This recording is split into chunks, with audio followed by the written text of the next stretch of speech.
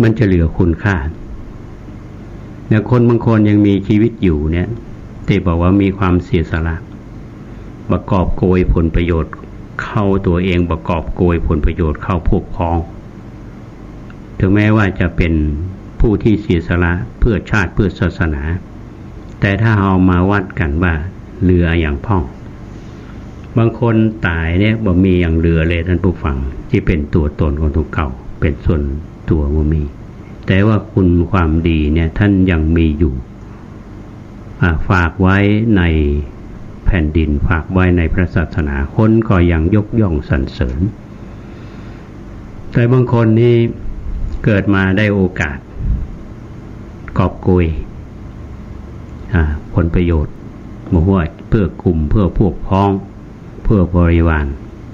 แต่สุดท้ายเขาตายไปเขาบ่เอาอย่างไปสักอย่าง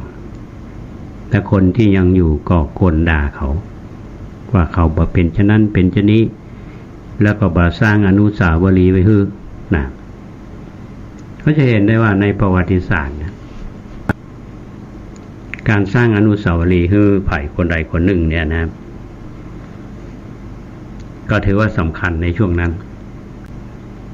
แต่ว่าถ้าหากว่าคนคนนั้นหมดความสำคัญคนรุ่นต่อมามาหาคนงามความดีอนุสาวรีย์ที่สร้างไว้เนี่ยก็กระตุบขว้างเหมือนกันยังมีผู้นำที่ว่าในยุคที่เขาดังเนี่ยมันมีอนุสาวรีย์พอต่อมาเขาก็ตุบอนุสาวรีย์ขว้างและมีคนคนหนึ่งในคนที่บรรพบุรุษเป็นผู้ที่มีความเสียสละแล้วก็สร้างอนุสาวรีย์ไปแล้วมาถามคนรุ่นหลังซึ่งเป็นลูกเป็นหลานเนี่ยเพราะว่าท่านจะมีความเห็นอย่างไรถ้าสมมติว่าไปสร้างมีคนสร้างอนุสาวรีย์คือแต่มาคนยุคนี้ตุ๊บอนุสาวรีย์ขว้างท่านจะมีความรู้สึกอย่างไรเพื่อนรู้สึกธรรมดาก็คือถ้าเราสร้างอนุสาวรีย์ไว้ในใจเนี่ยอย่างพ่อแม่เราเนี่ยลูกต้องสร้างอนุสาวรีย์ไว้ในหัวใจของพ่อแม่เราเนี่ยต้องสร้างอนุสาวรีย์ของพ่อแม่ไว้ในหัวใจหรือผู้นำที่มีสร้างอนุสาวรีย์ไว้เนี่ยเขาโอกาสเขาจะตุบขว้างมันมีสูงถ้าคนรุ่นหลังมาให้ความสำคัญเราสร้างอนุสาวรีย์ไว้ในหัวใจจริงๆอนุสาวรีย์นั่นคือคุณงามความดีของคนนั้นและท่านมาภาพก็มองเรื่องนี้ท่านผู้ฟังว่าเฮาฟังแล้วต้องได้ปัญญาฟังแล้วเฮาก็ต้องเกิดปัญญาแล้วก็จิตเฮาจะต้องสูงขึ้นจิตเฮาต้องพัฒนาขึ้นแล้วทำงานก็ทำงานที่เป็นประโยชน์แก่สังคมและเสียสละเพื่อส่วนรวมไม่ได้กอบโกยผลประโยชน์เพื่อตัวเองและเฮาตายไปมันก็เป็นชีวิตที่ทรงคุณค่าถึงแม้ว่าทรัพย์สมบัติบางอย่างจะบ่เหลือเลยแต่ว่าอยู่ในหัวใจเหมือนกับสร้างอนุสาวรีย์ไว้ในหัวใจของคนทุกๆคนก็คือคุณงามความดีเหมือนที่เราได้ยินกันว่าทำความดีไว้เนี่ยเหมือนเกลือรักษาความเค็มทำความดีเนี่ยเหมือนเกลือรักษาความเค็มเพราะฉะนั้นเราก็ยึดมั่นในสิ่งนี้นะฝากพี่น้องท่านผู้ฟังเอาไว้ในที่ช่วงที่2ของรายการนี้อาตมาก็จะนำเรื่องราวของท่านครูบาเจ้าศรีวิชัยเป็นบุคคลท่านหนึ่งที่เราสร้างอนุสาวรีย์ทั้งภายในและภายนอกอนุสาวรีย์ท่านมีอยู่ห้วยแก้วแล้วก็อนุสรณ์ของความดีอยู่ในหัวใจของคนทั้งหมดทีนี้มาฟังเรื่องราวของเพิ่นในช่วงที่2ของรายการตรงนี้ก็พักสักกำแล้วก็มาป่ากัน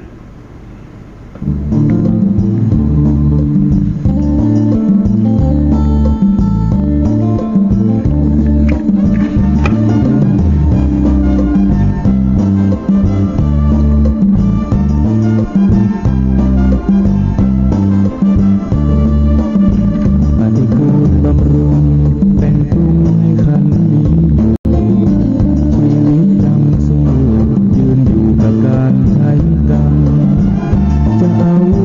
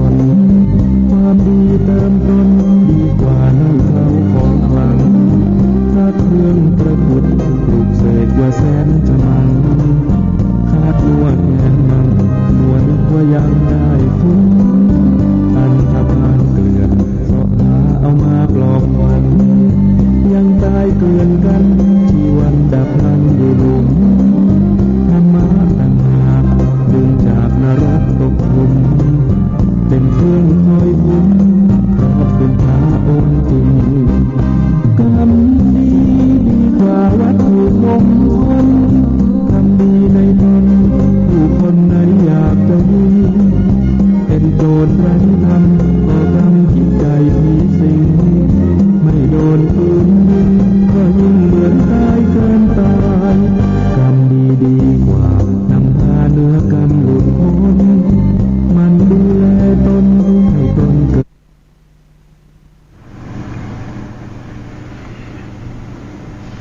ถ้าท่านผู้ฟังกำลังฟังรายการร่มโพธิ์ทางสถานีวิทยุสาธารณะจังหวัดเชียงใหม่ FM 92.25 เมกะเฮิรตซ์พอดีท่านพระปลัดจตุพรท่านเลขานุการเจ้าคณะอำเภอเมืองท่านโทรเข้ามารายการหลังใหม่ก็พูดธุระเรื่องงานคณะสงฆ์กันน้อยหนึ่งก็อาจจะเข้ารายการจ้าไปหน่อยนะครับพี่น้องท่านผู้ฟังทุกท่านในช่วงแรกของรายการเนี่ยจะมาได้พูดเรื่องการความคุณงามความดีก็เหมือนการสร้างอนุสาวรีย์ไว้การสร้างอนุสาวรีย์ไว้ในคนเฮาคือสร้างไว้ประดิษฐานไว้ให้คนและรำลึกนึกถึงอย่างอนุสาวรีย์ครูบาเจ้าศรีวิชัยที่เชิงดอยสุเทพเนี่ยส่วนแนวคิดที่สร้างเป็นจะได้ทำไมต้องต้องสร้างขึ้นมาเนี่ยเอาฮู้กันละว่าท่านครูบาเจ้าศรีวิชัยตอนยังมีชีวิตอยู่อย่างที่อาตมาเล่ามาเป็นตามลำดับนั่นแหละนะครับท่านก็เจอปัญหาอุปสรรคมากมายวีรบุรุษบอกว่าจะเป็นวีรบุรุษทางโลกวีรบุรุษทางธรรมอย่างครูบาเจ้าศรีวิชัยนี้ผ่านปัญหาอุปสรรคมามากมายถึงแม้ว่าท่านจะทำความดี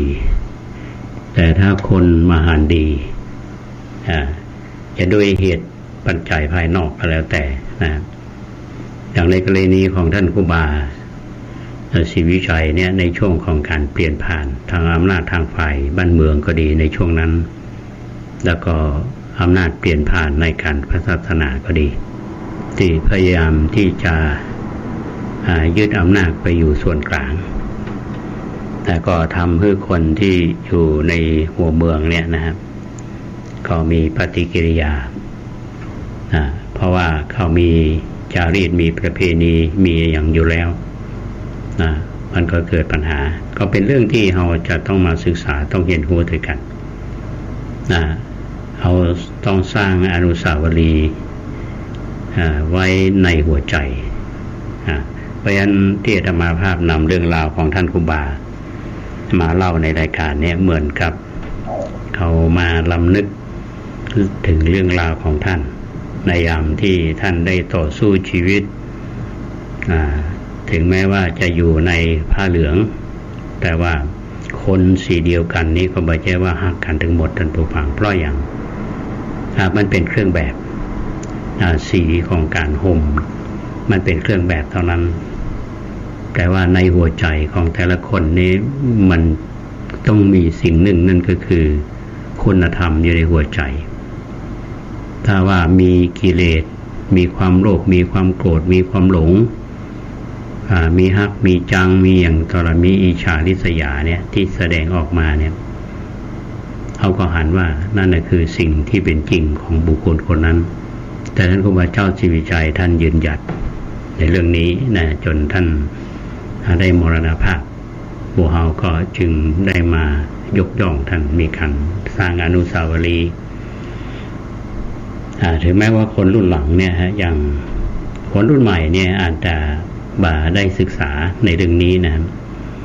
เพราะอย่างท่านผู้ฟังหลักสูตรท้องถิ่นเนี่ยครับทางรัฐบาลเนี่ยเพิ่นบ่ได้สนใจนะบ่ได้สนใจเรื่องหลักสูตรท้องถิ่นคือยกย่องบุคคลที่อยู่ในท้องถิ่นเนี่ย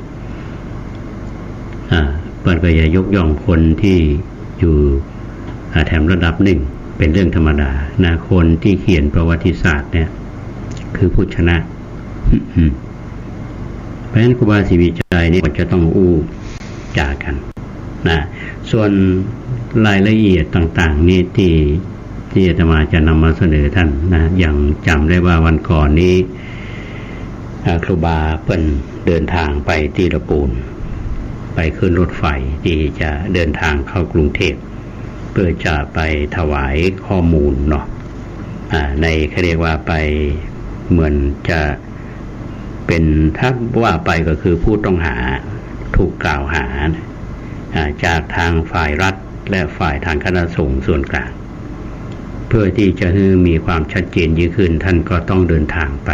เพื่อพิสูจน์ความบริสุทธิ์ของท่านอันนี้ส่วนจะเป็นเรื่องเป็นจะใดเนี่ยเดี๋ยวก็อู้ต่ออาตมาขอขั้นเรื่องนี้นิดหนึ่งก็คือเรื่องของที่เขาอู้ถึงเรื่องอนุสาวรีย์คืออนุสรณ์สถานเพื่อรำลึกถึงบุคคลอาจจะเป็นบุรพกษัตริย์ก็ดีบุคคลสำคัญก็ดีเนี่ยเพื่อที่จะให้คนรุ่นหลังเขาได้รู้ประเด็นเมื่อตะวาเนี่ยอาตมาภาพมีโอกาสไปที่อำเภอแม่แตงก็จำได้ว่าหลายปีแล้วทางเทศบาลเมืองแกนเทศบาลเมืองแกนอำเภอแม่แตงเนี่ยเป็นได้นิมนต์พระไปเจริญพุทธมนต์เรียกไปสวดมนต์อาตมาก็จำได้ว่าช่วงนั้นท่านนายกเทศมนตรีในสมัยนั้นเนี่ยเปิ้นมีกำคิดที่จะหล่ออนุสาวรีย์ของพระยาสามปังแกนหรือพระเจ้าสามปังแกนนะก็ผ่านไปหลายปีอาตมาเนี่ยจะมีโอกาสได้ไปที่อำเภอแม่แตงก็ไปที่อนุสาวรีย์วันนี้ก็ประดิษฐานเด่นเบื้องหลังอนุสาวรีย์นั้นจะมีเรียกว่าเสาหลักเมืองนอกจากว่าไปเหมือนที่กรุงเทพนี่ครับมีเสาหลักเมืองข้างสนามหลวงเนี่ยใกล้ๆกับกระทรวงกลาโหมเนี่ยแต่ว่าที่แม่แตงนี่เป็นมีเสาหลักเมืองก็เมืองแกนเนี่ยนะเปิดห้องว่าเมืองแกนท่านพระเจ้าสามปังแกนนี่เป็นพระราชบุตรของพระเจ้าแสนเมืองมาคือพระเจ้าสามปังแกนนี่เป็นพระราชบิดาของพระเจ้าติโลกราชพระเจ้าติโลกราชเนี่ยเป็นผู้ที่สถาปนาวัดประแดงมหาวิหารและเพิ่นบอกว่าในตามพระราชประวัติเนี่ยพระเจ้าสามปังแกนเนี่ยท่านเกิดที่เมืองแกนนั่นนะครับเหมือนเมืองแกนไปอ่านดูที่เพิ่นจารึกเอาไว้เพิ่นก็บอกว่าเป็นพื้นที่ในตำบลบ้านเป้าตำบลจอดแลแถวนั้นนะถือว่าเป็นที่เกิดของท่านเขาเรียกว่าสามฝั่งแกนบ้านตรงนั้นเพื่อนห้องว่าเมืองแกนเป็นที่เกิดของเพราะฉะนั้นพระเจ้าสามฝั่งแกนนี้เป็นพระมหากษัตริย์องค์หนึ่งในราชวงศ์เมงลายในลำดับที่8ก็มีเรียกว่าคนรุ่นหลังเนี่ยได้ยกย่องต้องชื่นชมทางเทศบาลเมืองแกนนะฮะโดยเฉพาะท่านนายกถ้าจำชื่อว่าผิดนะก็คือท่านนายกจรัสนะครับท่านได้สร้างสิ่งเหล่านี้เป็นอนุสรณ์สถานให้คนได้รำลึกนึกถึงว่าณสถานที่อำเภอแม่แตงเขาเนี่ยเป็นที่การกำเนิดของพระมหากษัตริย์ในราชวงศ์เมงลายคือพระเจ้าสามปังแกนและก็มีประวัติมีพระราชประวัตินั้นต่อสู้รักษาบ้านเมืองเอาไว้ยันรู้ฟังถ้าไปอำเภอแม่แตงก็ไปแวะที่อนุสาวรีย์แต่บางที่เพิ่นก็เขียนว่าบรมราชูนุสาวรีย์ของพระเจ้าสามปังแกนบางที่ก็เขียนว่าพระราชานุสาวรีย์ของพระเจ้าสามปังแกนเพราะฉะนั้นก็นำมาพูดสู่ท่านทั้งหลายได้ฟังกันเอาไปน้อมรำลึกถึงพระมหากษัตริย์ของล้านนาเฮาคือพระเจ้าสามปังแกนจริงๆมีเรื่องที่จะเล่าเรื่องแม่แตงก็หลายเรื่องแต่วันนี้ก็คงจะนึกเรื่องของอนุสาวรีย์ได้ก็มาเอาสู่ท่านทั้งหลายฟังนะครับเกี่ยวกับพระเจ้าสามปังแกนที่เกี่ยวข้องกับวัดประแดงเฮาทีนี้ก็มาปิกเรื่องของครูบาเจ้าศรีวิชัยวันก่อนนี้ครูบาเจ้าศรีวิชัยเนี่ยท่านเดินทางจากเชียงใหม่ โดยรถของเท่าแก่โง่เตียวเมียงถ่ายไปขึ้นรถไฟที่ลำพูนนะเพื่อที่จะเดินทางต่อไปที่วัดเบญจมบพิตรคือในหนังสือเนี่ยเพิ่นบอกว่าครูบาเจ้าศรีวิชัยเนี่ยท่านเดินทางไปมีผู้คุมตั๋วเนาะผู้คุมตั๋วไปก็คือเจ้าหน้าที่ทางฝ่ายบ้านเมืองนั่นแหละ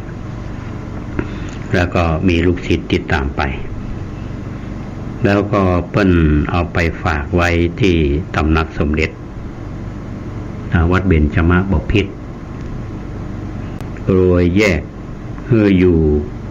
โดดเดี่ยวจากหมู่คณะที่แยกนี่ก็ด้วยเหตุผลว่าพระครูบาเนี่ยท่านเป็นผู้สมถะท่านก็ต้องเจริญวิปัสสนาเพราะว่าอยากจะไปอยู่กับคนอื่นถ้ามองแหมแง่งก็คือว่ามันควบคุมตัวได้ดีดูแลได้ง่ายทีนี้ช่วงนั้นเนี่ยมีเปิ้นตั้งคณะกรรมการที่จะมาดูแลเรื่องนี้ช่วงนั้นนี้ทางฝ่ายพระศาสนาเนี่ยหลังจากที่มีระเบียบการปกครองศาสนาปกครองอย่างห้องรศ121เนี่ยสมเด็จพระมหาสมณเจ้ากรมพยาวชิรยานวโรรสนี่เปิ้นตอนนั้นท่านประทับอยู่ที่กรุงเก่าก็คือกรุงเก่าก็คือกรุงศรีอยุธยาท่านก็มีกระแสพระบรมราชโองการเนี่ยจัดเรือฮับครูบาเนี่ยไปที่ปุ้นเนาะเพิ่นขอรับสั่งว่ากับครูบาว่าจะไปฮ้อนใจคือกับลักษณะปลอบใจแต่ท่านก็มอบหมายให้พระบรมวงศ์เธอกรมหมื่นชินวรศิริวัตรองค์หนึ่งพระญาณวราพรองค์หนึ่งพระธรรมไตรโลกาจารย์องค์หนึ่งเป็นกรรมการชำระคดีครูบาเจ้าศรีวิชัยแต่ว่ามีพระสงฆ์ชั้นผู้ใหญ่เขาเรียกเป็นเชื้อพระวงศ์ถ้าฮอจูสมัยนี้ครับว่าไปครูบาเจ้าก็เหมือนครับตุเจ้าวันนอกเป็นไพร่เป็นคนหัวเมืองเนาะหรือภาษาเฮาสมัยนี้เฮาว่าระดับหลักยาแต่พระชั้นผู้ใหญ่ที่อยู่ส่วนกลางนี่ก็เหมือนกับเป็นเชื้อพระวงศ์เป็นเจ้านะเมื่อมีเรื่องราวเกิดขึ้นนี้ประกอบตั้งคณะกรรมการขึ้นมาเรียกว่าเป็นคณะวินัยธรคือผู้ที่จะชำระคดีเรื่องมีอธิกรณ์ที่ถูกกล่าวหาขึ้นมาเนี่ยอย่างรายนามใดพระนามหรือรายนามของคณะกรรมการที่ชำระคดีครูบาเจ้าศรีวิชัยเปิดห้องว่าคณะวินัยธรซึ่งแต่งตั้งโดยสมเด็จพระมหาสมณเจ้ากรมพยาวชิรยานวโรรสซึ่งภายหลังจากที่ทรงตัดสินคดีของครูบาเจ้าศรีวิชัยบำเมินพระองค์ท่านก็เสด็จที่วงคตในปี 2464 นั้นคณะพระราชาคณะ3รูปที่มีชื่อเนี่ยนะอย่างกรมหลวงชินวรศิริวัตรพระญาณวราพรพระธรรมไตรโลกาจารย์แล้วก็เป็นคณะพระวินัยธรซึ่งล้วนแล้วแต่เป็นพระราชาคณะที่สำคัญของในยุคในสมัยนั้นโดยเฉพาะกรมพระวรวงศ์เธอกรมหมื่นชินวรศิริวัตรเนี่ยเป็นคือหม่อมเจ้าผู้ชงศิริวัฒโนปริยนธรรม5ประโยคนามเดิมเนี่ยหม่อมเจ้าผู้ชงชุมพูนุชเป็นเจ้าวาดวัดราชบพิตรสถิตมหาสีมารามแล้วก็ดำรงตำแหน่งเป็นเจ้าคณะใหญ่หนกลางเป็นกรรมการในการสอบสวน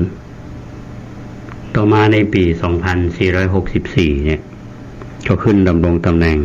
เป็นพระเจ้าวรวงศ์เธอกรมหมื่นชินวรศิริวัตรสมเด็จพระสังฆราชเจ้าองค์ที่ 11แต่สมเด็จพระมหาสมณเจ้ากรมพยาวชิรยานวโรรส คือตั้งแต่ปี 2478 เนี่ยเป็นช่วงที่มีการดำเนินคดี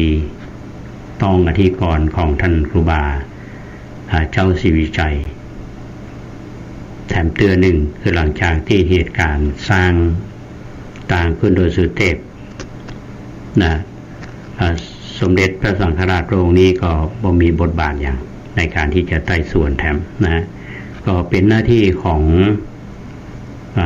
เจ้านายสายตรงและตอนนี้ก็คือเจ้าคณะมณฑลพายัพ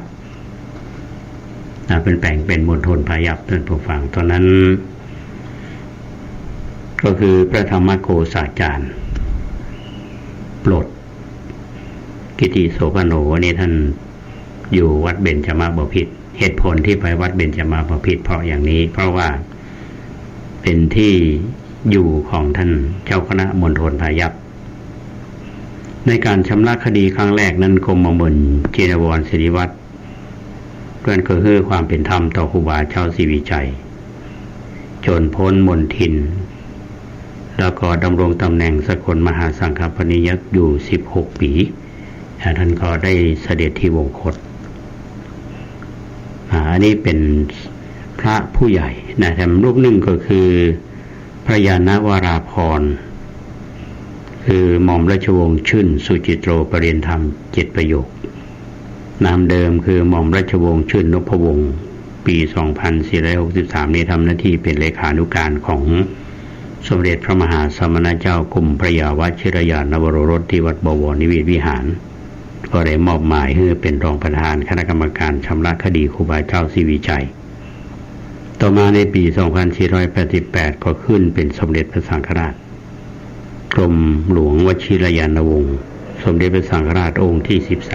13พระบรมไตรโลกาจารย์เจริญญาณวโรปรริยนธรรม7 ประโยคนามเดิมเจริญสุขบดก็สถิตอยู่ที่วัดเทพศิรินทราวาสวัดเทพศิรินทราวาสก็เป็นที่อยู่ของท่านนะก็ทำหน้าที่แถมรูปหนึ่งนะคณะกรรมการที่ดำเนินการเนี้ยท่านจะเห็นได้ว่าเป็นพระราชาคณะชั้นผู้ใหญ่เป็นก็คือความเป็นธรรมนะโดยเฉพาะตรงนี้เป็นมือขวาของสมเด็จพระมหาสมณเจ้ากรมพระยาวชิรยานวโรรสกรมหมื่นหลวงชินวรศิริวัตรขึ้นเป็นสมเด็จพระสังฆราชเจ้าในปี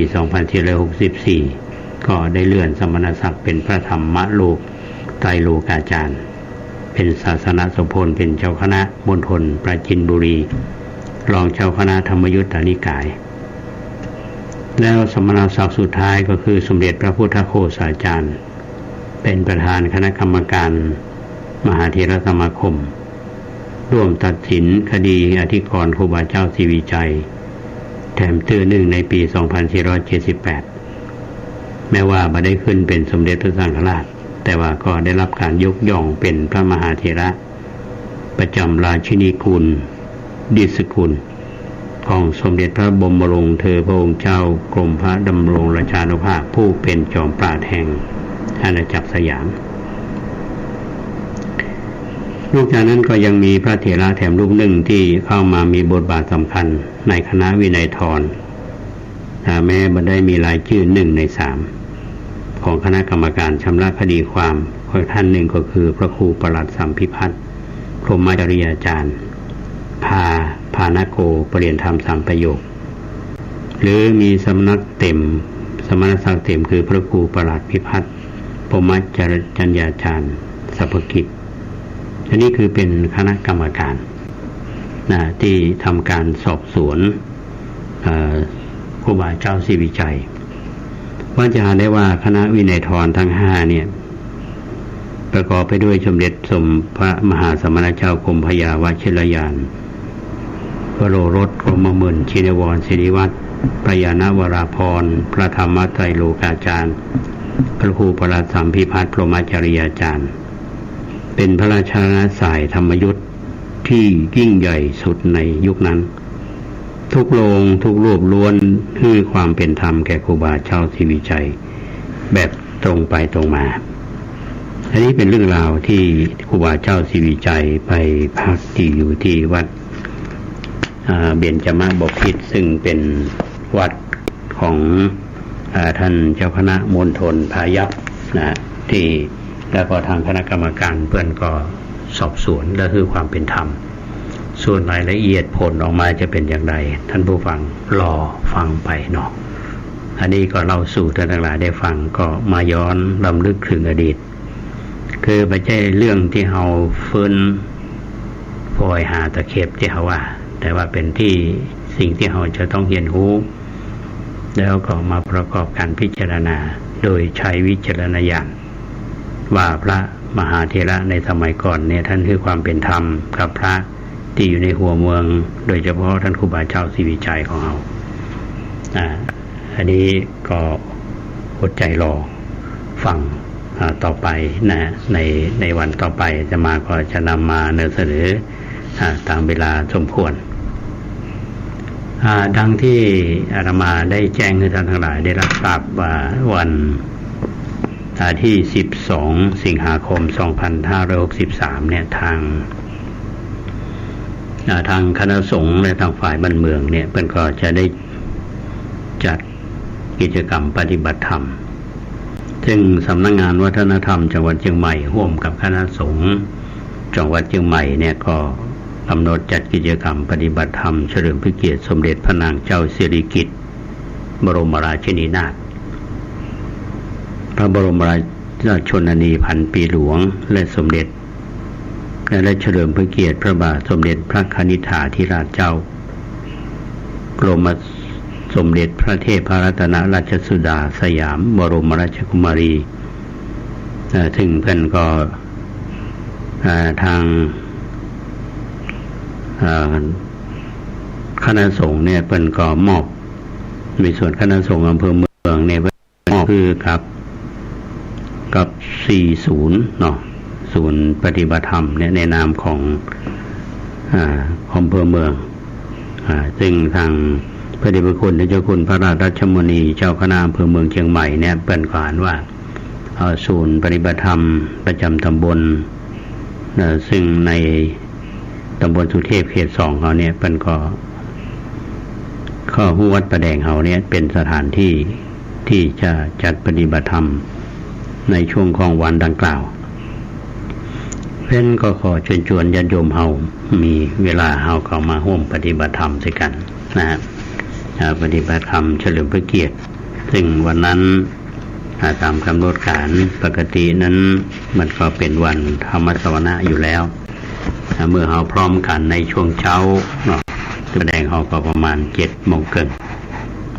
ถ้าจากนั้นเราก็จะได้เริ่มจุดธูปเทียนบูชาพระรัตนตรัยประธานในพิธีเปิดกลวยดอกไม้ถวายราชการะเบื้องหน้าพระชัยลักษณ์สมเด็จพระนางเจ้าสิริกิติ์บรมราชินีนาถสมเด็จพระบรมราชชนนีพันปีหลวงแล้วก็เปิดกลวยดอกไม้ถวายราชการะเบื้องหน้าพระชัยลักษณ์สมเด็จพระคณิษฐาธิราชเจ้ากรมสมเด็จพระเทพรัตนราชสุดาสยามบรมราชกุมารีแต่แล้วก็มีการไหว้พระสมาทานเบญจศีลรัตนาธรรมและก็ฟังพระธรรมเทศนาเนื่องกันจบแล้วก็ถวายจตุปัจจัยทายธรรมแด่พระสงฆ์ที่แสดงพระธรรมเทศนาพระสงฆ์ที่แสดงพระธรรมเทศนาอนุโมทนาร่วมกันเจริญสมาธิภาวนาปฏิบัติธรรมร่วมกันธงชาติและเพลงชาติไทยเป็นสัญลักษณ์ของความเป็นไทยเราจงร่วมใจยืนตรงเคารพธงชาติด้วยความภาคภูมิใจอิติปิโสภะคะวาอะระหังสัมมาสัมพุทโธเวชชาจารณะสัมปันโนสุขโตโลกวิ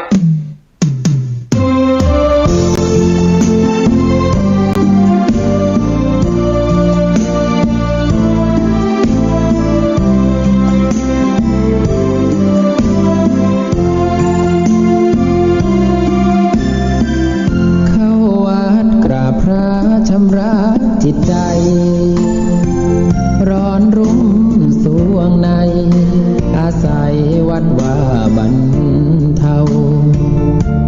วัง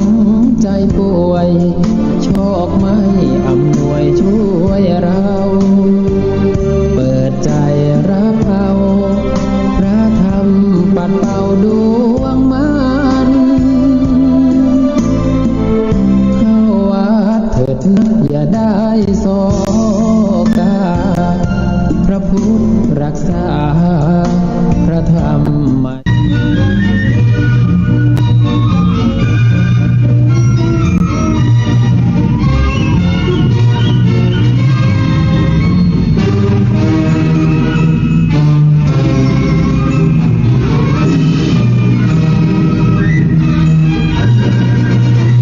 วิทยุกระจายเสียงแห่งประเทศไทยต่อไปเสนอข่าวซึ่งมีหัวข้อข่าวดังนี้หลายหน่วยงานเร่งให้การช่วยเหลือผู้ประสบอุทกภัยพร้อมเตือนประชาชนในพื้นที่เสี่ยงระวังอันตรายจากฝนตกหนักติดตามสภาพอากาศและสถานการณ์น้ำอย่างใกล้ชิดประธานกรรมการการเลือกตั้งยืนยันความพร้อมจัดการเลือกตั้งสสจังหวัดสมุทรปราการเขต 5วันพรุ่งนี้แนะประชาชนตรวจสอบรายชื่อและหน่วยเลือกตั้ง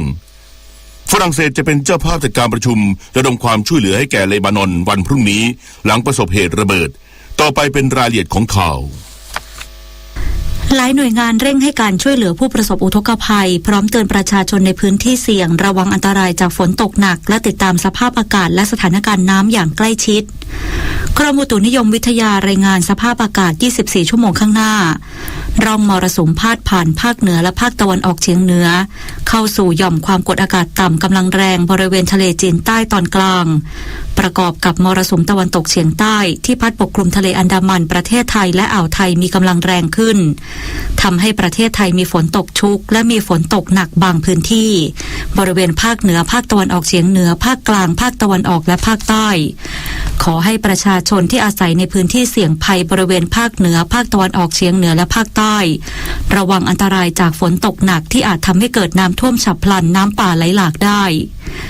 สำหรับคลื่นลมบริเวณทะเลอันดามันและอ่าวไทยมีกำลังแรงขึ้นโดยทะเลอันดามันมีคลื่นสูง 2-3 เมตรอ่าวไทยมีคลื่นสูงประมาณ2เมตรและบริเวณที่มีฝนฟ้าคะนองคลื่นสูงมากกว่า3เมตรขอให้ชาวเรือเดินเรือด้วยความระมัดระวังและเรือเล็กในบริเวณทะเลอันดามันควรงดออกจากฝั่งจนถึงวันที่11สิงหาคมส่วนพายุดิเปรสชันบริเวณด้านตะวันออกของประเทศฟิลิปปินส์มีแนวโน้มจะเคลื่อนตัวไปทางไต้หวันโดยพายุนี้ไม่มีผลกระทบต่อประเทศไทยกองอำนวยการน้ำแห่งชาติแจ้งหน่วยงานที่เกี่ยวข้องเฝ้าระวังน้ำในพื้นที่น้ำป่าไหลหลากน้ำล้นตลิ่งโดยติดตามสภาพอากาศและสถานการณ์น้ำอย่างใกล้ชิดโดยเฉพาะพื้นที่ที่มีปริมาณฝนตกหนักสะสม24ชั่วโมงมากกว่า150มิลลิเมตรอาจส่งผลให้เกิดน้ำป่าไหลหลากและดินถล่มน้ำล้นตลิ่งน้ำท่วมฉับพลันและมีพื้นที่น้ำล้นตลิ่งหรือพื้นที่ที่มีน้ำท่วมขังเดิมและพื้นที่รับน้ำจากแม่น้ำต่างๆไหลมาสมทบได้โดยวันนี้มีพื้นที่เสี่ยงเกิดอุทกภัยต้องเฝ้าระวังสถานการณ์อย่างใกล้ชิดทั้งในพื้นที่ลาดชันเชิงเขาและพื้นที่ลุ่มต่ำริมน้ำบริเวณภาคเหนือและภาคตะวันออกเฉียงเหนือเฝ้าระวังน้ำล้นตลิ่งโดยลำน้ำที่ระดับน้ำมีแนวโน้มเพิ่มขึ้นต่อเนื่อง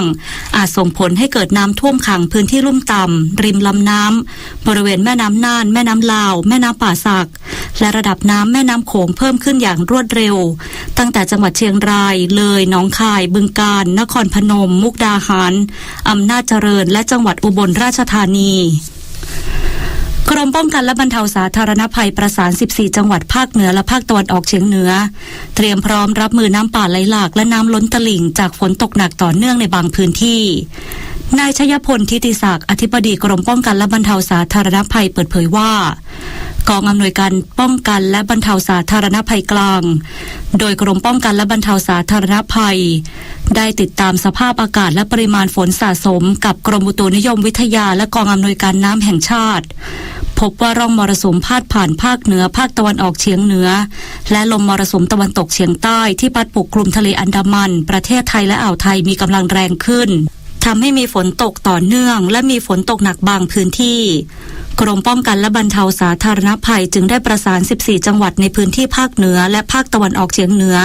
เตรียมพร้อมรับมือน้ำป่าไหลหลากและน้ำล้นตลิ่งแยกเป็นพื้นที่เฝ้าระวังน้ำป่าไหลหลากภาคเหนือ5จังหวัดได้แก่จังหวัดน่านพะเยาเชียงรายแม่ฮ่องสอนและเชียงใหม่ภาคตะวันออกเฉียงเหนือ1จังหวัดที่จังหวัดชัยภูมิ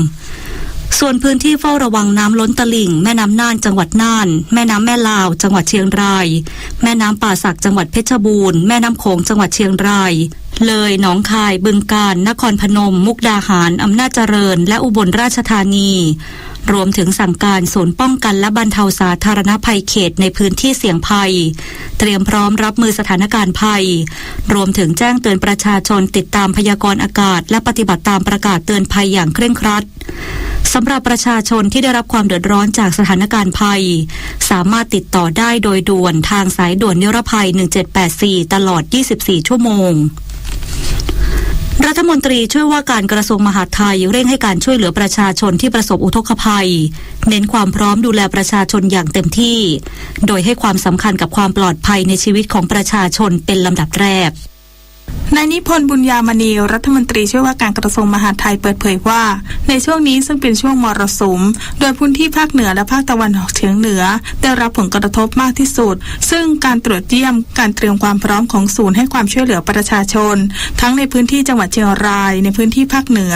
และจังหวัดสกลนครในพื้นที่ภาคตะวันออกเฉียงเหนือซึ่งขณะนี้ทุกหน่วยงานมีความพร้อมที่จะให้การช่วยเหลือประชาชนทั้งจากสถานการณ์อุทกภัยน้ำไหลหลากและดินโคลนถล่มหรือวาตภัยโดยทุกหน่วยงานได้มีการฝึกซ้อมเพื่อบูรณาการการทำงานอย่างเต็มที่โดยได้ให้นโยบายกับเจ้าหน้าที่ว่าจะต้องให้ความสำคัญกับความปลอดภัยของชีวิตประชาชนสำคัญที่สุดเมื่อเกิดสาธารณภัยต่างๆแล้วจะมีการดูแลเรื่องทรัพย์สินการดำรงชีวิตและการเยียวยาในลำดับต่อไป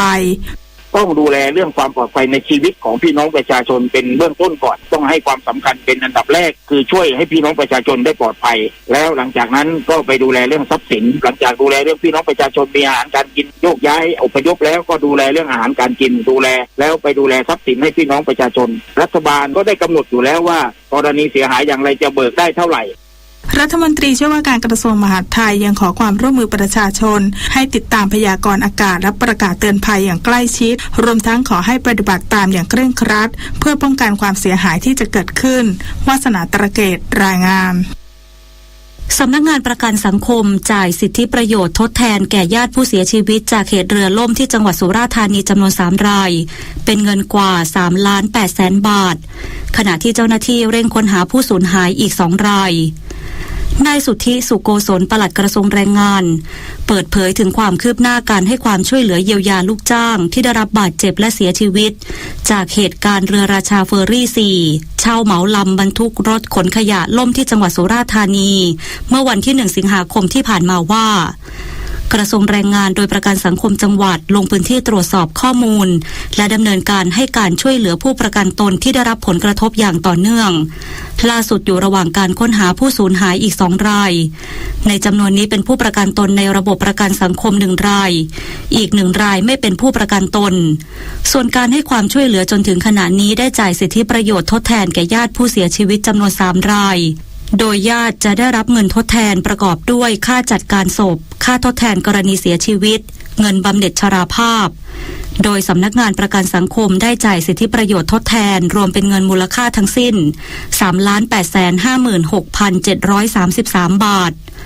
ทั้งนี้สำนักงานประกันสังคมจังหวัดสุราษฎร์ธานีจะได้ประสานญาติเพื่อขอรับเงินสิทธิประโยชน์ทดแทนต่อไป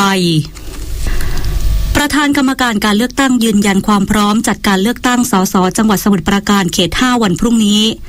แนะประชาชนตรวจสอบรายชื่อและหน่วยเลือกตั้งเพื่อป้องกันความสับสนเนื่องจากเพิ่มหน่วยลดความแออัด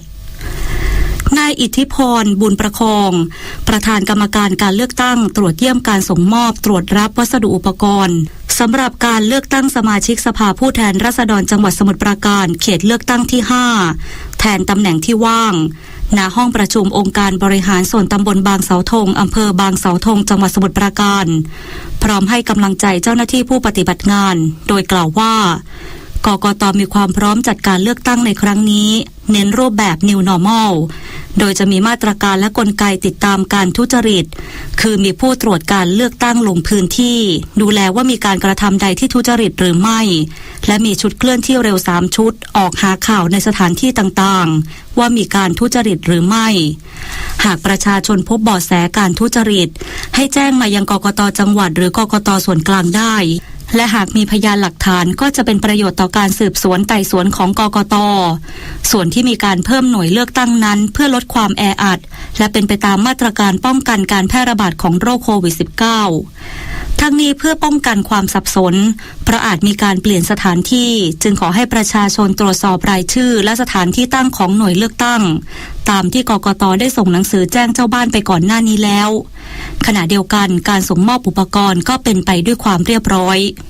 แล้วก็มีชุดเคลื่อนที่เร็วก็ตระเวนหาที่ใดมีการกระทำอะไรเป็นการทุจริตหรือไม่ขณะเดียวกันก็ขอเชิญชวนพี่น้องประชาชนมีข้อมูลและเบาะแสเกี่ยวกับการทุจริตก็แจ้งมาที่เราได้นะครับในการเลือกตั้งครั้งนี้เนี่ยเหตุที่เรามีจำนวนหน่วยมากขึ้นเพราะต้องการให้เป็นมาตรการในการป้องกันการติดเชื้อและแพร่ระบาดโควิดอาจจะมีบางหน่วยที่ท่านอาจจะไม่เคยไปเลือกตั้งมาก่อนเลือกบ้านเปิดดูเอกสารเจ้าบ้านก็จะช่วยให้ท่านไปตรงหน่วยประธานกรรมการการเลือกตั้งยังได้เปิดเผยภายหลังตรวจเยี่ยมการส่งมอบตรวจรับวัสดุอุปกรณ์สำหรับการเลือกตั้งว่าทุกอย่างเป็นไปด้วยความเรียบร้อยมีการวางระบบอย่างรอบคอบมากที่สุดโดยทยอยส่งมอบอุปกรณ์ให้แต่ละหน่วยเลือกตั้งเพื่อหลีกเลี่ยงการแออัดและให้เป็นไปตามมาตรการของกระทรวงสาธารณสุขขณะที่ได้มีการอบรมกรรมการประจำหน่วยให้มีความรู้ความเข้าใจเกี่ยวกับการใช้อุปกรณ์และบัตรเลือกตั้งที่ถูกต้องด้านนายปฐมพงษ์โพธิโตผู้อำนวยการคณะกรรมการการเลือกตั้งประจำจังหวัดสมุทรปราการตรวจเยี่ยมและอำนวยความสะดวกแก่เจ้าหน้าที่ในการส่งมอบตรวจรับวัสดุอุปกรณ์การเลือกตั้งพร้อมเปิดเผยว่าการจัดเลือกตั้งซ่อมครั้งนี้เป็นการเลือกตั้งแบบ New Normal ทุกขั้นตอนยึดหลักลำปางโมเดลเพื่อให้เป็นไปตามมาตรการป้องกันการแพร่ระบาดของโรคโควิด -19 โดยได้จัดระบบคัดกรองผู้ที่มาใช้สิทธิ์เลือกตั้งมอบหมายให้ฝ่ายสาธารณสุขพื้นที่และอสม.จัดระบบเว้นระยะห่างจัดหน้ากากอนามัยและแอลกอฮอล์ล้างมือพร้อมตรวจวัดอุณหภูมิหากพบอุณหภูมิสูงเกิน 37.5 ได้จัดคูหาพิเศษแยกไว้สำหรับให้ลงคะแนนขณะที่เจ้าหน้าที่ประจำหน่วยเลือกตั้งต้องสวมหน้ากากอนามัยและเฟสชิลด์เพื่อป้องกันความปลอดภัยขณะเดียวกันเพิ่มหน่วยเลือกตั้งเพื่อลดความแออัดส่วนการเลือกตั้งท้องถิ่นประธานกกต.ได้ออกมายืนยันว่ากกต.มีความพร้อมโดยเฉพาะในเรื่องงบประมาณจัดการเลือกตั้งท้องถิ่นขึ้นอยู่กับรัฐบาลที่จะประกาศวันเลือกตั้งซึ่งทุกฝ่ายพร้อมที่จะดำเนินการนายอิทธิพรบุญประคองประธานกรรมการการเลือกตั้งเปิดเผยถึงความคืบหน้าการจัดการเลือกตั้งท้องถิ่นว่าในวันอังคารที่11สิงหาคมนี้ที่ประชุมกกต.จะมีการพิจารณาการแบ่งเขตเลือกตั้งในส่วนของเทศบาลซึ่งดำเนินการไปแล้ว66เขตและจะมีการพิจารณาเพิ่มเติมเพื่อให้ครบทั่วประเทศซึ่งยืนยันเป็นเรื่องที่ไม่ยากเพราะทุกอย่างถูกเสนอมาตามขั้นตอนขณะที่การเลือกตั้งองค์การบริหารส่วนจังหวัดหรืออบจ.นั้นได้ดำเนินการแบ่งเขตเสร็จเรียบร้อยแล้วตั้งแต่เดือนเมษายนที่ผ่านมา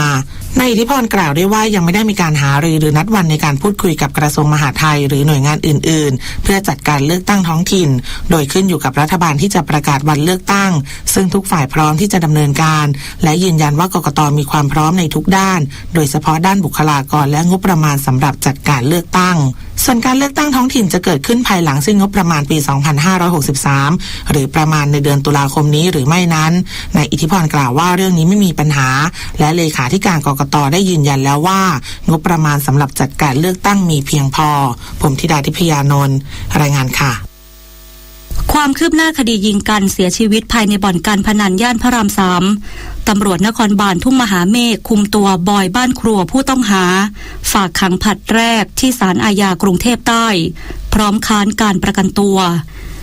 วันนี้พนักงานสอบสวนสถานีตำรวจนครบาลทุ่งมหาเมฆควบคุมตัวนายพิพิธศรีสุวรรณฉายาบอยบ้านครัว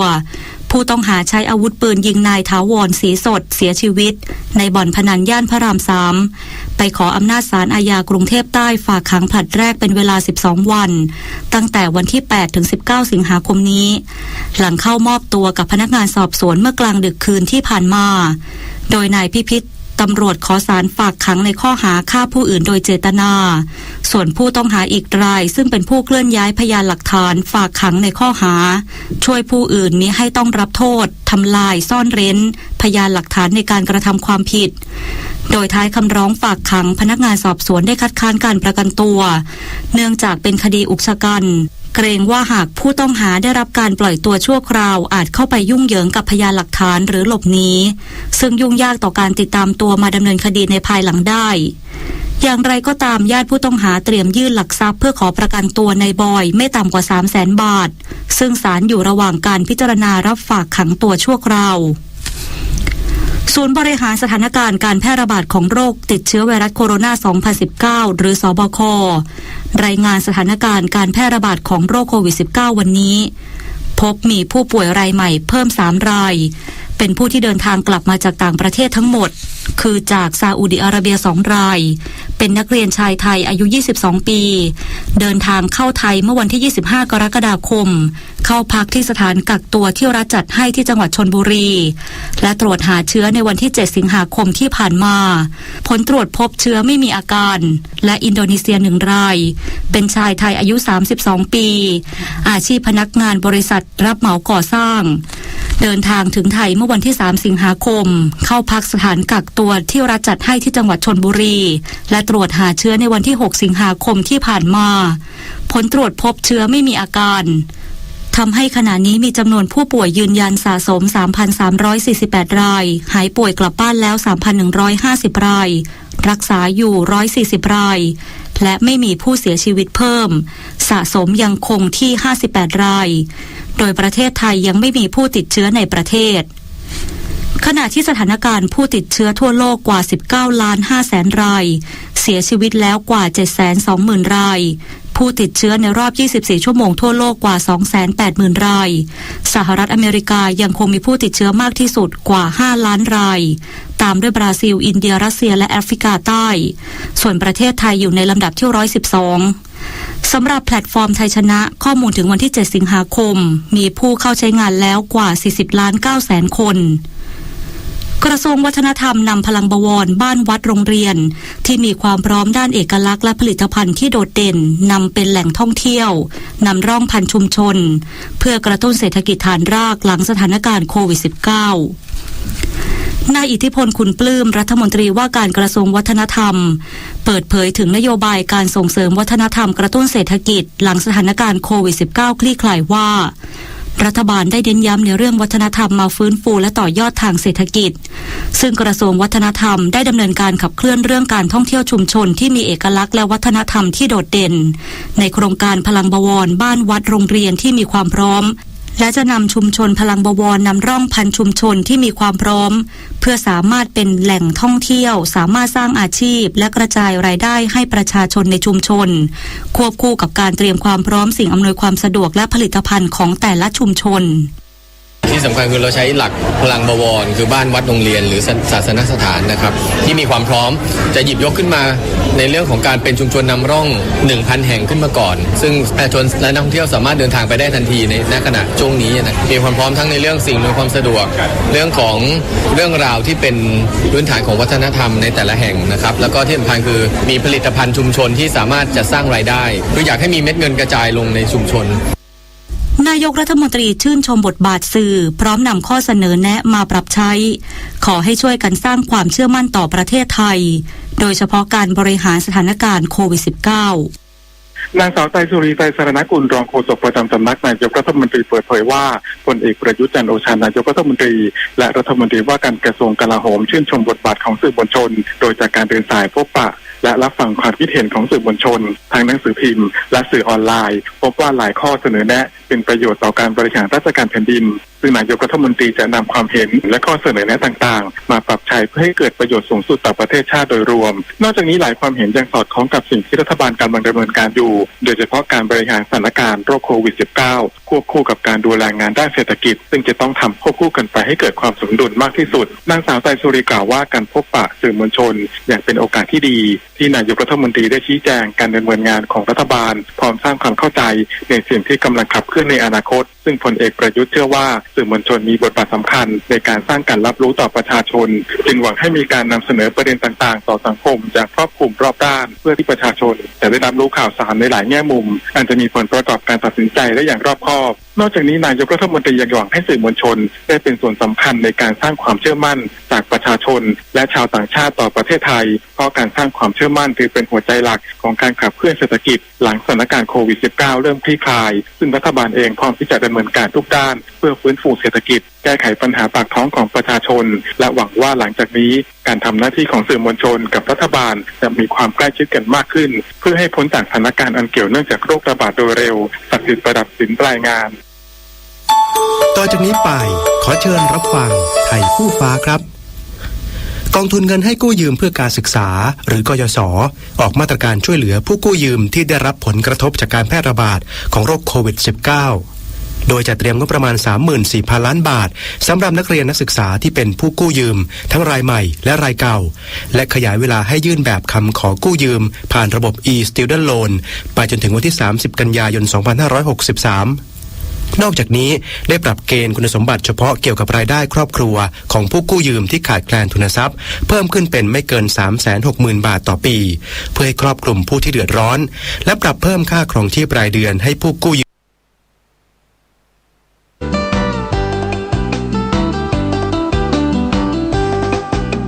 พรหมวิหารสี่ธรรมะนี้คือหลักธรรม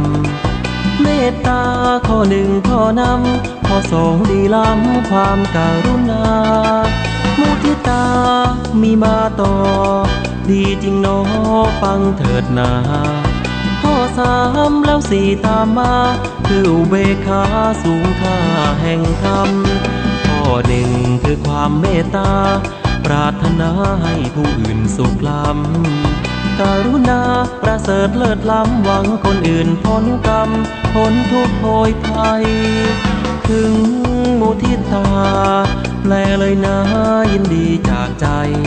ปรารถนาให้ผู้อื่นสบายเขาดีเขาได้เราก็ยินดีข้อสี่สุดท้ายแล้วนะคืออุเบกขามาฟังดูสิการวางเฉยสงบท่าทีพรหมวิหารสี่สอนให้มีสุข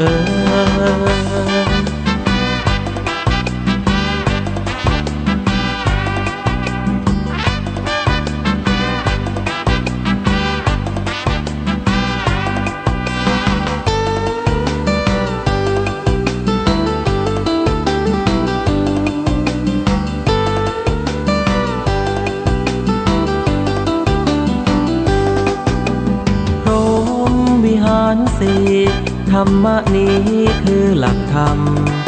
เมตตาข้อหนึ่งข้อนำข้อสองดีล้ำความการุณามุทิตามีมาต่อ